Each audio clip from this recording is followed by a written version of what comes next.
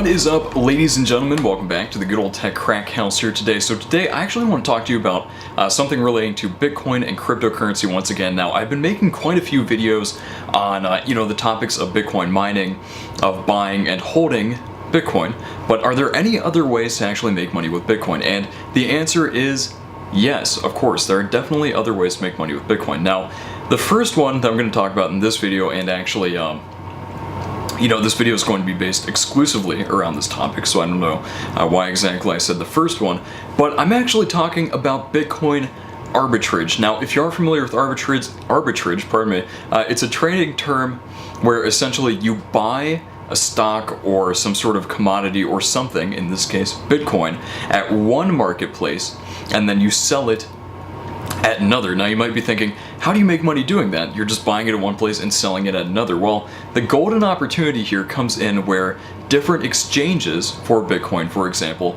have different prices. So I'm looking at Coinbase right now, and the Bitcoin price on Coinbase currently is $4,743 per coin. Now, if you think about that, not every single Bitcoin exchange marketplace is going to have the same price per coin. So say, for example, on cex.io, that exchange, it might be $4,730, okay, per Bitcoin. So essentially what you're doing is you're buying the coin at a low price at one market and selling it at a higher price at another market. Now, there are some complications to this, and I'm going to go ahead and get into those, but as I said, the premise revolves around that basic concept. Now, also, I'm using a new light, so let me know what you think of it. I think it might be a little bit more dim than the other one, but I just wanted to try it out and see what all of you think. So, what do you actually need in order to make money with Bitcoin arbitrage? Okay, there are a couple things that you need.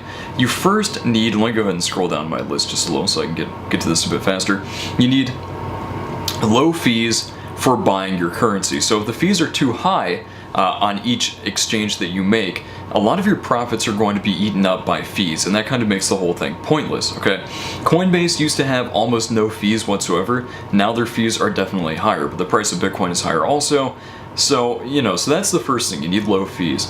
Second, you need access to multiple Bitcoin marketplaces. I think this one's pretty obvious, because if you don't have access to multiple marketplaces, how are you going to do this at all? You need multiple prices, different marketplaces through which you can exchange the currency, and that kind of makes sense. So Indicoin, cex.io, Coinbase, ExpressCoin, and CoinMama, just to name a few. There are many other ones aside from those. And okay, so 3, all right, you need the ability to buy and sell coins quickly. You don't want to have long waiting periods. I think that's pretty much self-explanatory once again.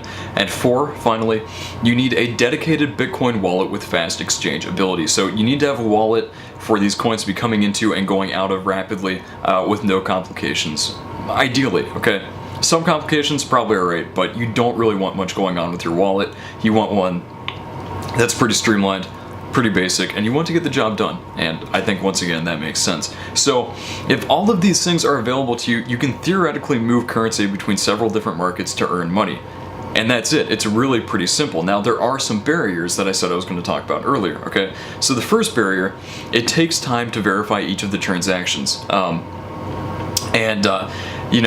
Over the time of the transactions verifying, the exchange rates can actually differ. You could end up losing money because the one that the coin that you bought from a lower exchange rate is now trading higher than where you were going to sell it. So in that case, you could just sell it back to the same vendor and probably make your money back, but still something to think about. 2, many exchanges require a lot of verifications in order to trade large number of Bitcoins. So if you're doing this, with large orders, you're going to need to verify your orders more, and that makes it, once again, more difficult to actually earn money. So 3, depositing a fiat currency can take time to process. So your dollar bills are going to take a while to process into Bitcoin. That's just kind of another rule of the market here, okay? Number 4, many exchanges have fees. Once again, those will eat up your profits. And 5, finally, of barriers to this process, if you don't pay attention to the volume of Bitcoin that you're buying and the volume that's currently being traded, you may not be able to sell all of the Bitcoin that you've bought, or vice versa. So something to watch out for, definitely. But with the rates that Bitcoin is currently trading, I don't really see that as an issue anytime in the future. So anyway, folks, thank you so much for watching. Hope you learned something about Bitcoin arbitrage trading, more specifically. If you learned something from this video, do feel free to let me know. And if you're wondering what's hanging on the wall behind me, I'll show that to you in a later video. It's pretty cool, and I actually just recently added it. It's kind of a decoration. But anyway, yeah, also let me know what you think of the lighting, because that's very important to me. But I think that's going to do it for this video, folks. So have a fantastic day, and adios.